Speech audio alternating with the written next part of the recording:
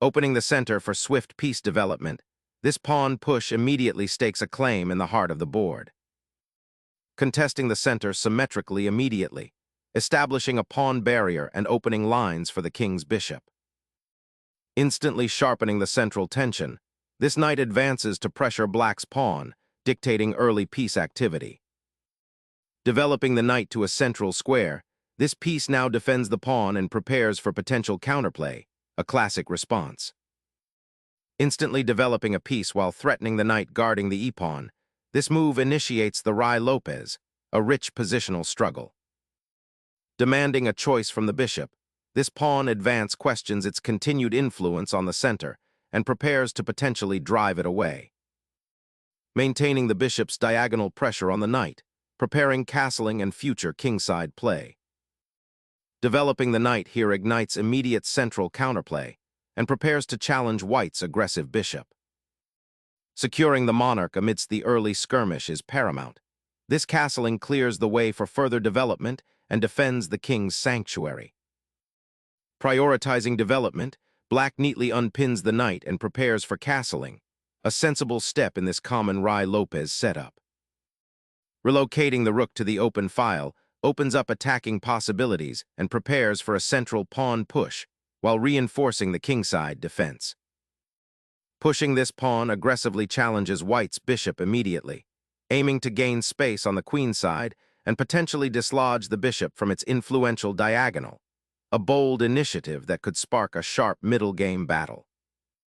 Re-establishing the bishop's outpost on the queenside diagonal allows white to maintain pressure and prepare for potential central breaks, while also forcing black to consider the long-term safety of their queenside pawn structure after the aggressive pawn push. Finally, the king seeks sanctuary behind a pawn shield, an essential step for any developing monarch. This castling prepares to connect the rooks, liberating them for action and potentially influencing the central files or even the queen side. It also brings the rook closer to the e-file, where it might participate in future skirmishes. Solidifying the pawn chain to prepare d4 and gain central space while keeping the bishop pair intact. This move aims to build a robust pawn structure for a potential queenside expansion or a central pawn push. Strengthening the pawn chain and preparing to challenge the center, black consolidates their central presence and opens a diagonal for their queen, a crucial step in developing counterplay against white's more compact structure. Securing the kingside is the primary concern here, preventing any immediate intrusion from black's knights or bishops, and preparing for potential pawn pushes or maneuvering. A defensive preparation, creating a small pocket of safety for the king's vicinity. However, it subtly weakens the dark squares around the black monarch, potentially offering an avenue for future knight or bishop incursions if white can maneuver effectively. Consider how this slight structural alteration might impact piece mobility and attacking potential in the coming exchanges. Injecting immediate central pressure, this pawn thrust throws down a gauntlet, forcing black to confront the core tension and potentially compromise their pawn structure to maintain equality, opening up possibilities for dynamic play. Preparing to challenge white's central pawns, black repositions the rook from the already occupied king's file to the open e-file, anticipating a potential pawn push or exchange that could open lines around the king. This redeployment signifies a shift in black's defensive posture, subtly hinting at an active counterplay rather than a purely passive defense of the kingside. Developing the knight to d2, rather than the more natural c6, opens up avenues for a central pawn push later and prepares a queenside castle if needed. The bishop now retreats from the central diagonal, seeking a safer square after white's pawn advance and knight development. This repositioning prepares to support the central pawns and potentially eye the queenside expansion white has been building. The knight repositions, seeking a more active central post, a classic maneuver to improve piece placement and prepare for a kingside attack or reinforcement of the center. The bishop retreats to the safety of the d7 square, seeking a more active role from this diagonal and preparing to connect the rooks across the central files. Shifting the knight to g3 aims to invigorate white's kingside presence, potentially eyeing a later f4 push and creating attacking possibilities against black's castled king. This repositioning also frees up the f1 square, which could be useful for another piece or a temporary retreat if needed later. Navigating the queenside with the knight, Black intends to challenge the bishop's influence and potentially open lines for queenside counterplay, though this advance does concede a bit of space in the center. Retreating the bishop to c2 secures its safety from the knight's advance and prepares for potential central pawn pushes or a maneuver to the more active g3 square, aiming to pressure Black's kingside.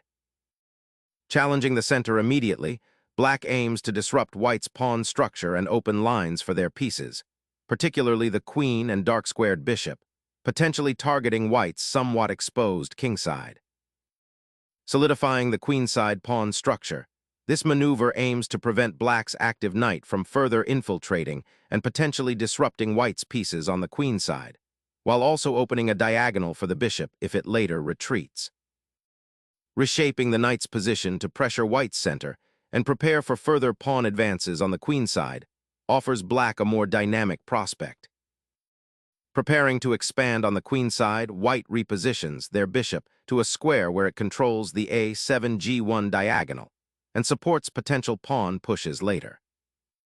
Unlocking the center with a pawn sacrifice, Black challenges White's central pawn mass, aiming to disrupt White's cohesive structure and potentially open lines for active piece play on the queenside, a bold strategic gambit that could lead to dynamic imbalances. Reshaping the central pawn structure, White opens a diagonal for the queen and prepares to challenge the d-file, aiming for more dynamic play rather than passive defense of the e4 pawn. Black boldly ventures the knight to the queenside outpost, aiming to disrupt White's kingside pawn structure and potentially gain a foothold on the c2 square, a square that has been under White's control but now becomes a target for further incursions. This maneuver initiates a dynamic interplay for piece activity and central influence, shifting the immediate focus from the initial strategic tension around the center. The knight's relocation sets up potential forks and exchanges, demanding careful calculation from White to defend against immediate threats and maintain their queenside stability. Re-establishing the bishop on its more active diagonal after the forced retreat, this repositioning aims to bolster the queenside pawn structure and prepares for potential kingside expansion with g4, while simultaneously offering White an improved defensive posture against Black's intended a5 push. A bold pawn thrust, this a5 seeks to gain crucial queenside space and unpin the knight, preparing to challenge the b3 bishop's reign. Sharpening the queenside presence, White forces the knight from its outpost, aiming to disrupt Black's intended pawn push. This aggressive stride questions the knight's current deployment and seeks to regain central influence by challenging the queenside pawn structure. Black's knight embarks on a curious journey, aiming to reposition from the cramped c6 square toward the kingside. However, this knight's transit via a6 and then potentially to g5 or f4 appears slow, allowing White ample time to solidify their central control and prepare for a kingside attack. The sacrifice of tempo in this maneuver might grant White the initiative they seek. Developing the bishop to its most active diagonal, this square prepares to contest the center and potentially launch an assault on Black's kingside. Black's queen now eyes the c-file, a potential pathway for infiltration now that White's pawn structure has been slightly compromised. This position is a classic Ruy-Lopez, closed variation, and Black's decision to activate the queen signifies a desire to increase central influence and prepare for pawn breaks or knight repositioning. The queen on c7 offers support for potential pawn advances and can participate in attacks along the c-file, aiming to dislodge White's advanced bishops. It also helps coordinate defense and offers flexibility in the upcoming middle game struggle. The queen's placement here is a calculated redeployment, aiming to support a future kingside advance and establish a more robust central presence, while simultaneously eyeing the queenside development of Black's pieces. The queen's repositioning to b7 signals a subtle shift in Black's intentions, aiming to alleviate the pressure on the e-file and prepare for potential counterplay along the queenside, perhaps by reinforcing the b5 pawn or creating attacking chances on the c-file if it opens. The rook now joins the fray on the d-file, finally establishing a presence where White has been building pressure. This repositions the rook from its passive Re1 square, aiming to exploit the pawn structure and potentially create tactical opportunities along the open or semi-open file. Propping up the kingside with this pawn advance creates a slightly passive pawn structure, potentially limiting the mobility of your pieces and offering a new target for white's central ambitions.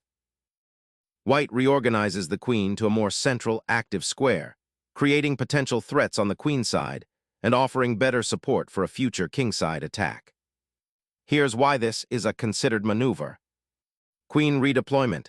Asterisk, the queen vacates its somewhat passive post on e2, where it was blocked by the d4 pawn and somewhat restricted by its own pieces.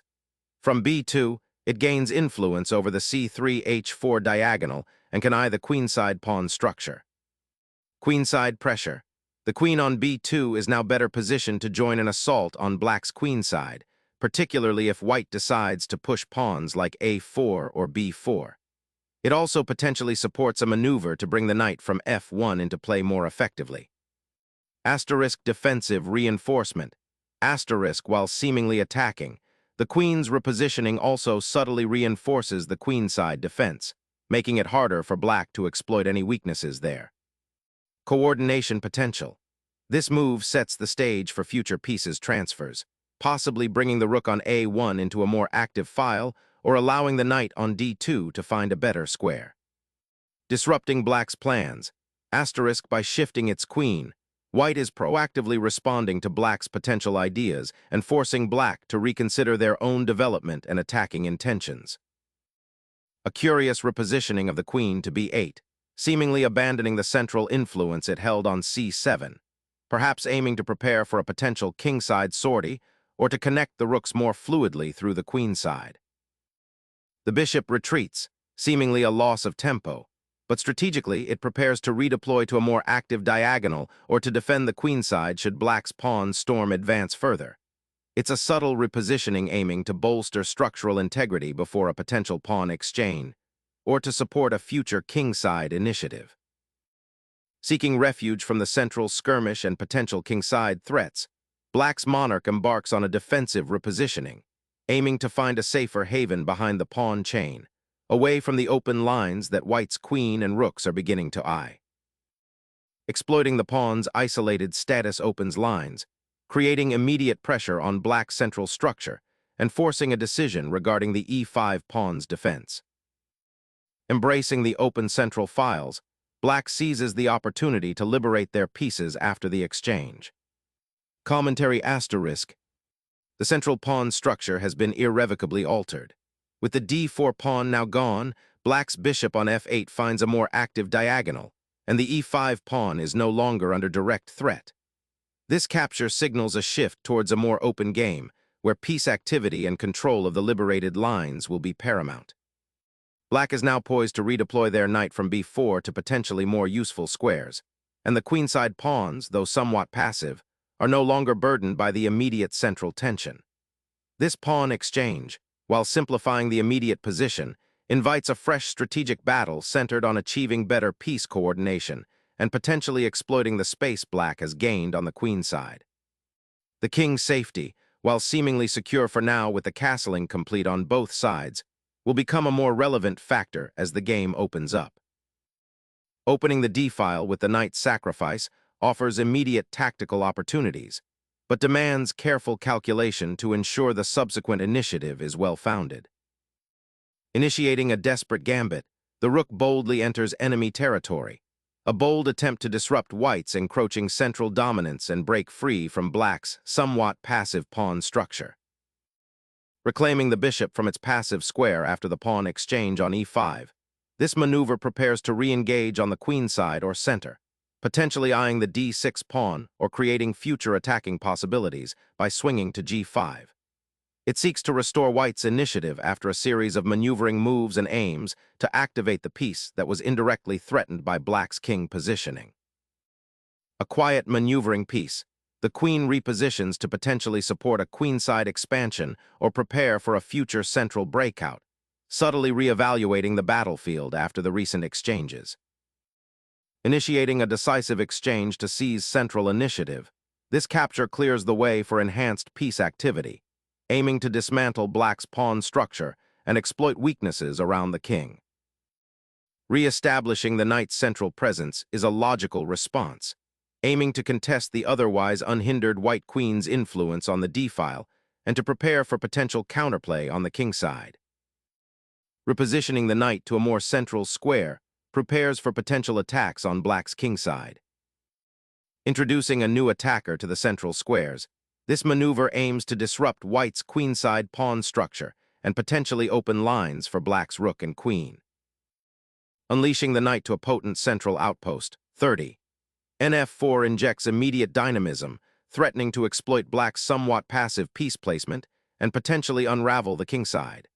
This aggressive repositioning aims to disrupt black's nascent queenside counterplay and seize the initiative, hinting at a more combative middle game ahead where the knight on f4 will be a constant thorn.